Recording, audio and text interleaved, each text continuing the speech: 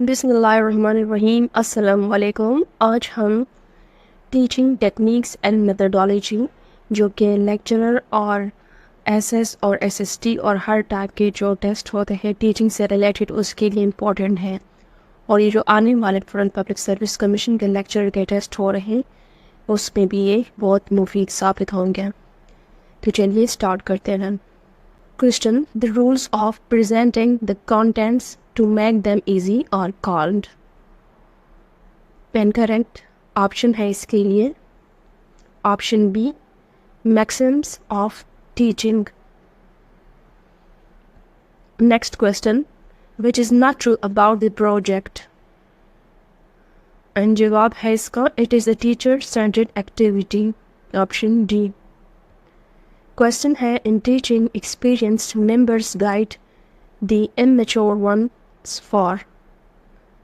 And correct answer इसका है adjustment of life. Next question है duration of the lesson and micro lesson plan is. Micro lesson plan में duration कितना होता है? और जवाब है इसका ऑप्शन डी 35 से 45 मिनट तक. Next question: in British approach of lesson planning, more emphasizes on. British approach lesson में किस चीज़ पे ज़्यादा emphasize किया जाता है?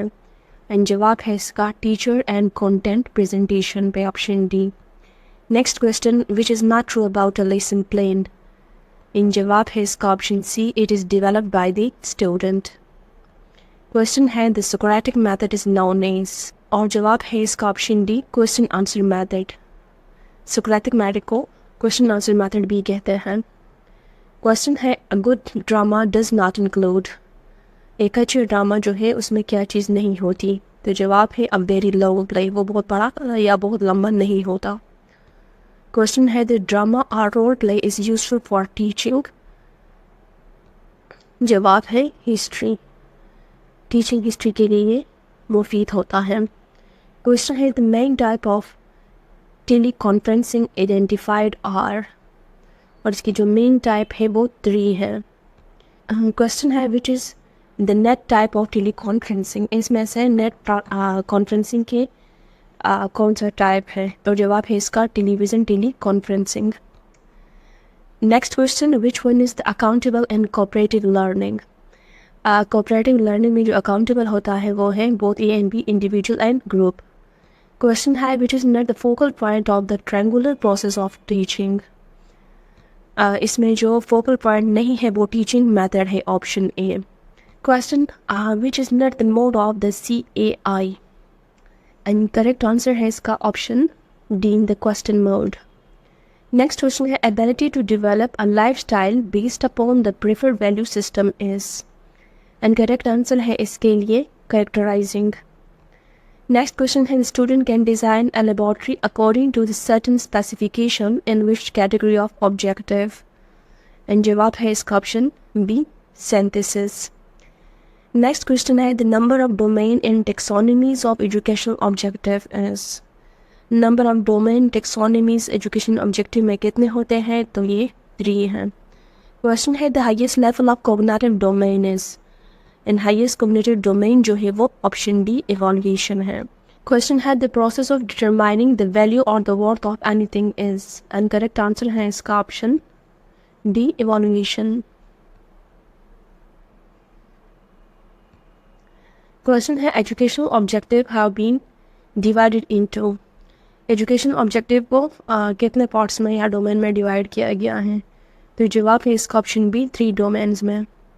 क्वेश्चन है the taxonomy of educational objective was presented in. और इसको प्रेजेंट किया था 1956 में.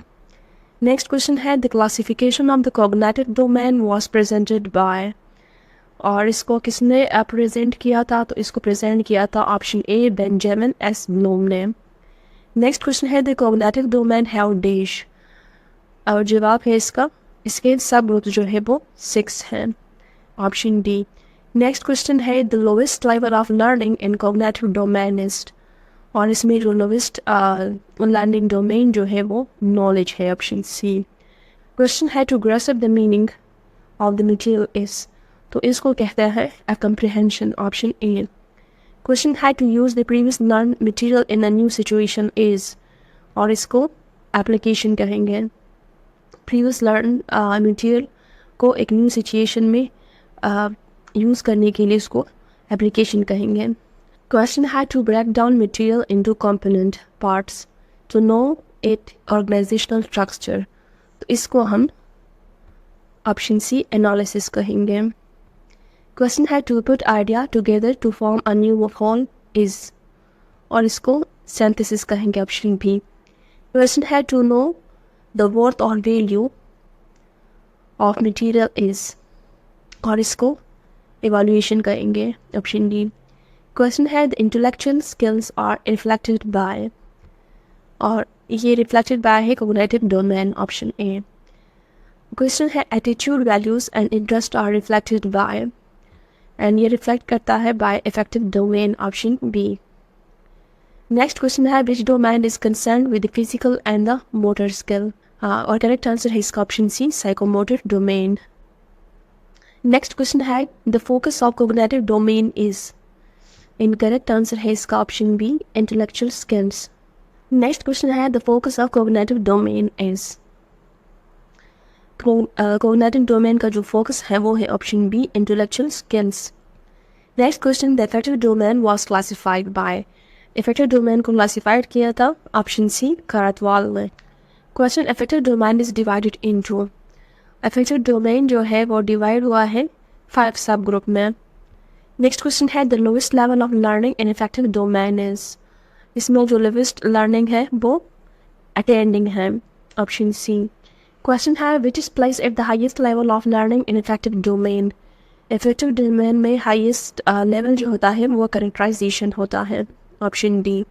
क्वेश्चन है right order of the subgroup of effective domain, इस ऑप्शन में राइट ऑर्डर कौन सा है, तो वो है option C attending, responding, valuing, organisation and characterisation.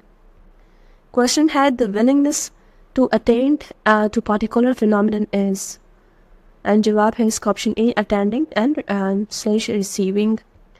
Question है द राइट सीक्वेंस ऑफ सब group of the psychomotor domain, psychomotor domain में जो राइट सीक्वेंस है वो क्या है, तो वो है perception, option A perception, set, guided response, mechanism, complex of responses, response, adoption and origination.